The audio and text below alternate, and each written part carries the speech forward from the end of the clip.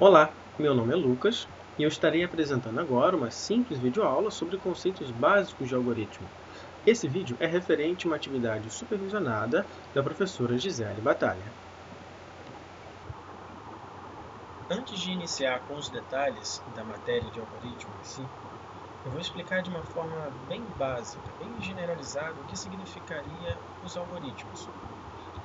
A primeira coisa que devemos ter em mente é que o computador não pensa da mesma forma que os humanos, claro. Por mais que possamos criar códigos muito complexos, com cálculos mirabolantes, o processador irá executar uma sequência de passos logicamente ordenados. Ele não vai enxergar a aplicação no seu todo.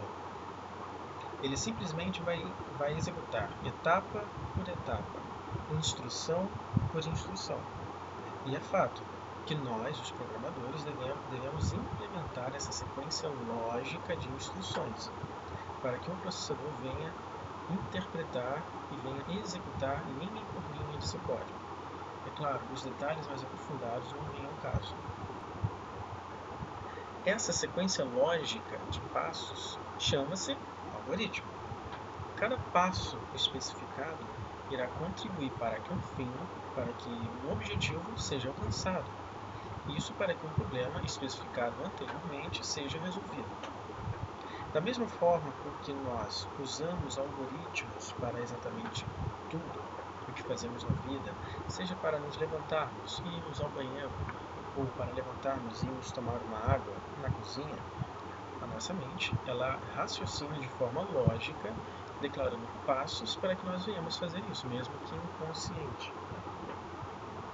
Os computadores também, de uma maneira geral, vão utilizar esta técnica com a ajuda, claro, dos programadores, estabelecendo esta sequência de passos para que ele venha a atingir um fim especificado, para que venha o problema a ser resolvido, para que o problema venha a ser sanado. Uma das representações de algoritmos utilizadas é a pseudolinguagem ou pseudocódigo, e será essa que eu vou utilizar agora. A pseudolinguagem ou o pseudocódigo é uma forma genérica de escrever algoritmos, utilizando uma linguagem bem simples, normalmente nativa do programador. Se o programador ele for brasileiro, então a sua linguagem será em português. Ela não é necessariamente uma linguagem de programação. Nós podemos entender como sendo um esboço dessa sequência de passos, dessa sequência lógica, que posteriormente será adaptada a uma linguagem de programação. Dentro dessa sequência de etapas lógicas, nós nos deparamos com o conceito de processamento de dados. É claro que não é o assunto desta videoaula, mas em resumo, podemos dizer que dados entram, são manipulados e são gerados resultados, que é a saída, vindos desta manipulação. Estes dados, no entanto, precisam de um local para se instalarem. Caso o sistema necessite deles, podem ser encontrados. Um desses locais é chamado de variáveis. São áreas identificadas de memória que armazenam dados. Cada variável dessa pode armazenar somente um valor por vez. Os dados que podem ser armazenados dentro desta variável, eles podem estar contidos dentro dessas áreas de memória e se classificam de 4 tipos. Inteiros, que são números que não possuem vírgulas, não possuem casas decimais após a vírgula. Números reais, que podem ser chamados também de pontos flutuantes, números que realmente possuem casas decimais após a vírgula, como 10,5, por exemplo.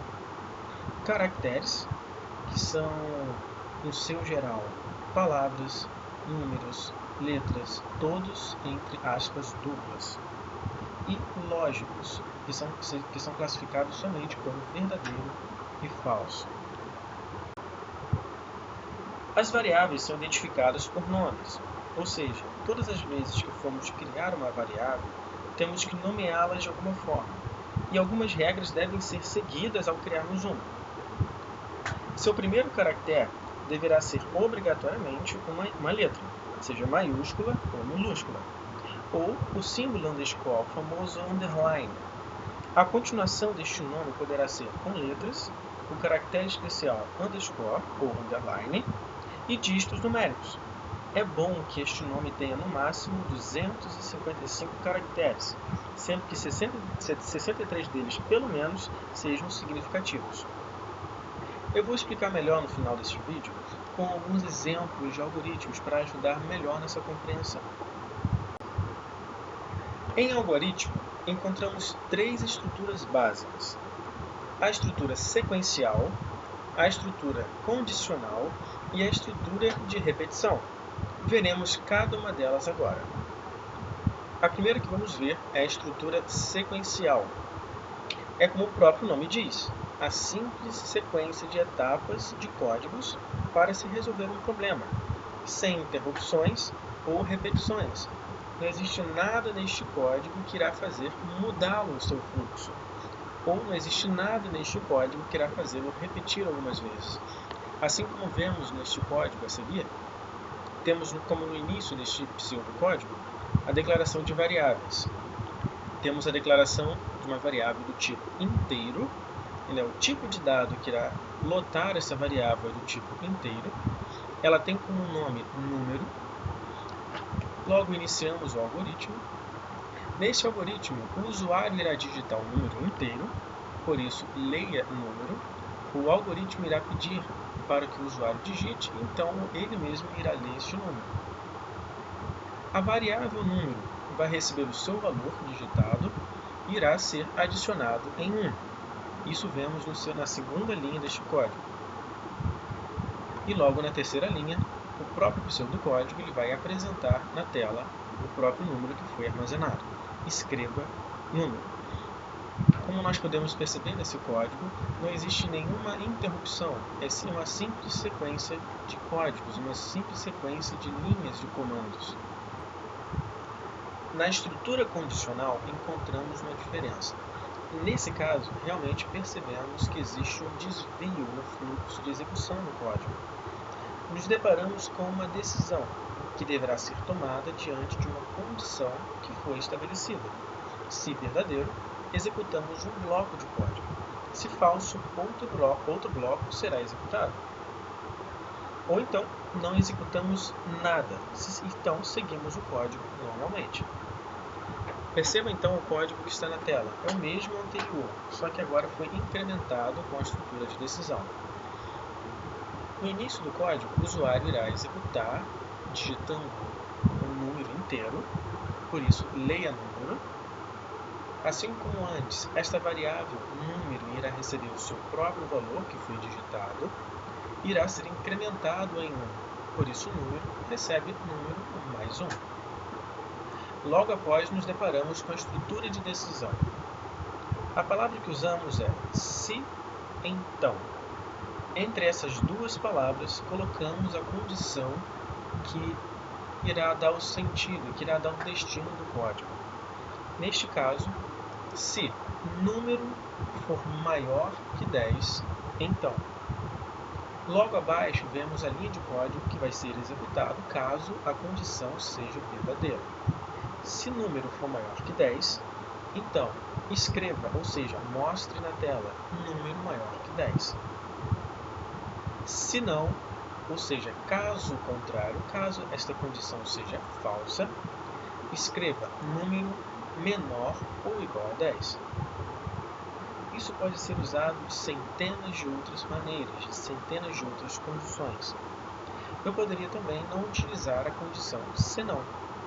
Poderia colocar somente se número for maior que 10, então. Ou seja, somente se for verdadeiro, o código abaixo será apresentado. Caso seja falso, simplesmente o código será pulado e tudo que estiver abaixo dessa estrutura será executado, sem problema algum. Perceba que essa estrutura, assim como todas as outras, ela é finalizada. Perceba ali, abaixo da linha escreva número menor ou igual a 10, existe o fim C. A estrutura condicional, assim como a estrutura também de repetição, todas as versões dessas estruturas, elas precisam ser fechadas. Elas vão iniciar e vão finalizar. Neste caso, fim C. Estou apresentando aqui também uma outra estrutura condicional, chamada caso, estrutura caso faça, ela também irá fazer uma escolha diante de uma condição e um código será executado caso seja verdadeiro e outro código será executado caso seja falso. Só que essa estrutura é um pouco mais limitada do que a estrutura se então. Vamos analisar esse código. Após a leitura do número, após a variável número receber mais 1 em seu valor, temos aqui a estrutura caso. Caso número faça. Essa estrutura irá pegar uma variável e vai analisar o seu valor. As opções abaixo irão apresentar caso o valor seja 5, 2 pontos, execute este código. Caso seja 7, 2 pontos, execute este código, e assim por diante. Podemos ter quantas opções nós quisermos, dependendo da necessidade. Então, caso número, ou seja, caso a variável número faça, caso ela tenha o número 5, escreva ou apresente na tela número igual a 5. Caso seja 7, escreva número igual a 7. Caso seja 10, escreva número igual a 10. Temos também nessa estrutura a opção senão, assim como se então.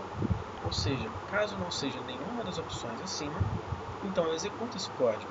Escreva nenhum dos números acima. Então finalizamos essa estrutura. Fim caso.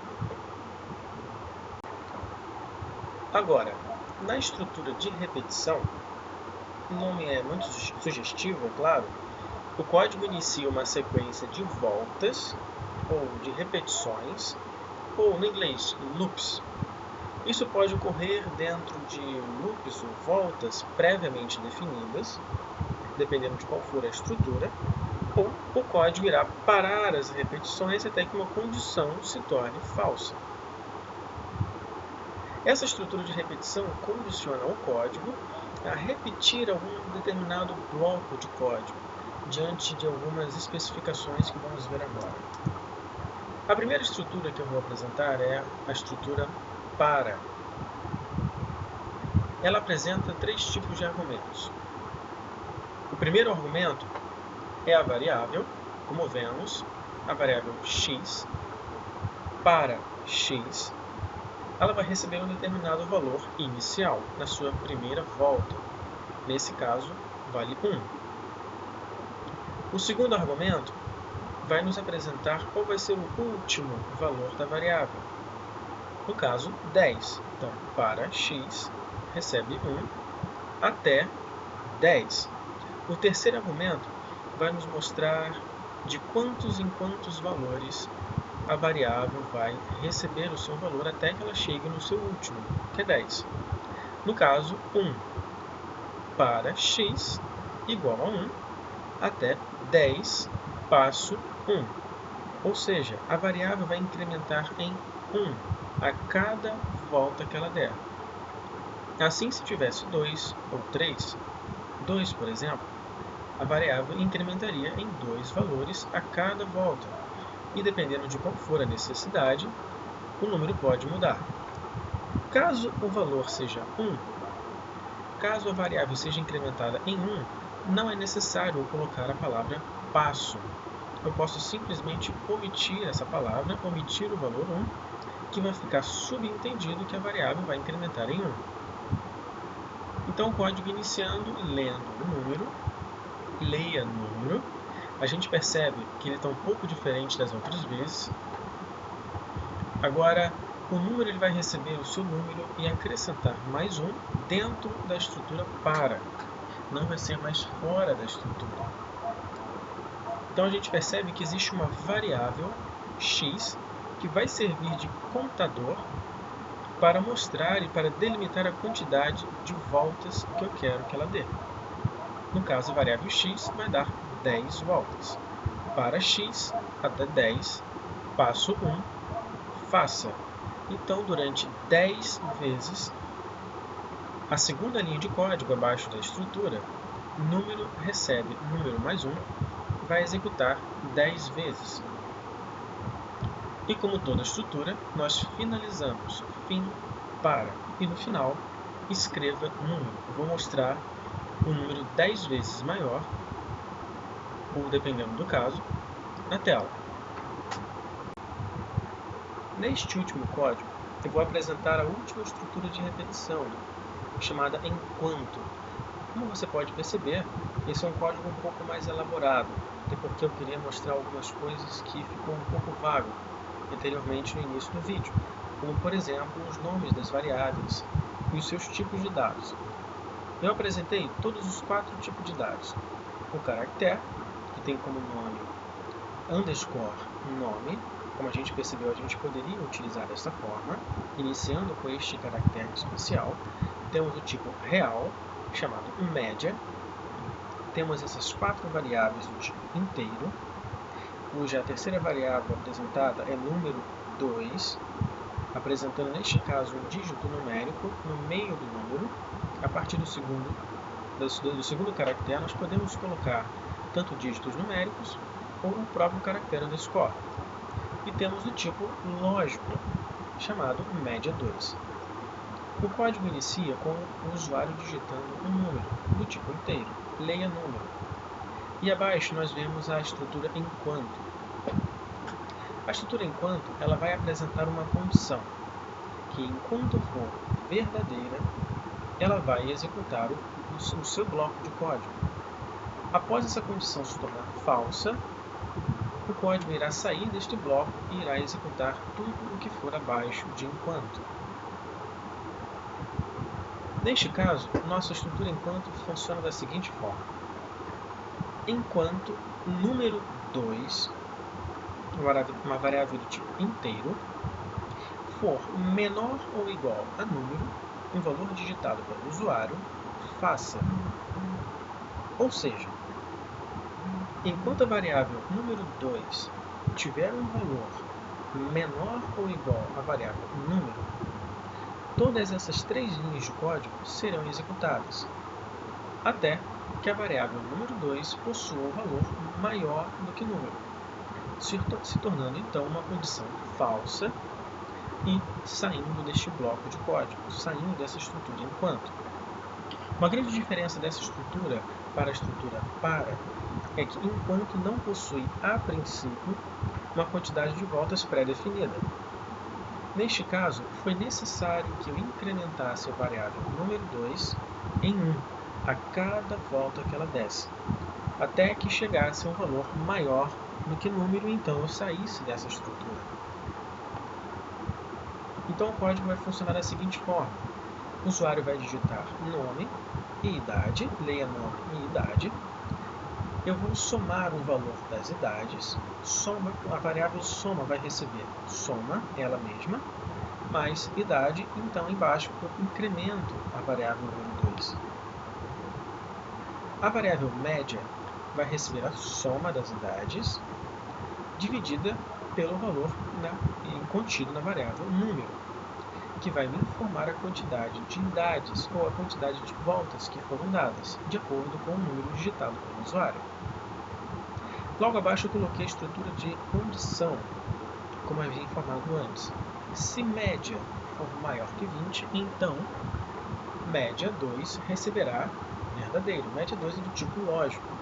Perceba que verdadeiro e logo abaixo falso não estão entre aspas duplas. Isso indica que este valor, este dado é do tipo lógico. Se fosse entre aspas duplas, então ele seria do tipo caractere. No final deste código, então será apresentado na tela o valor de média. Então finalizamos o código. Esta é a matéria de algoritmos, segundo a atividade supervisionada. Procurei apresentar esse material de forma objetiva para que tivesse uma máxima compreensão.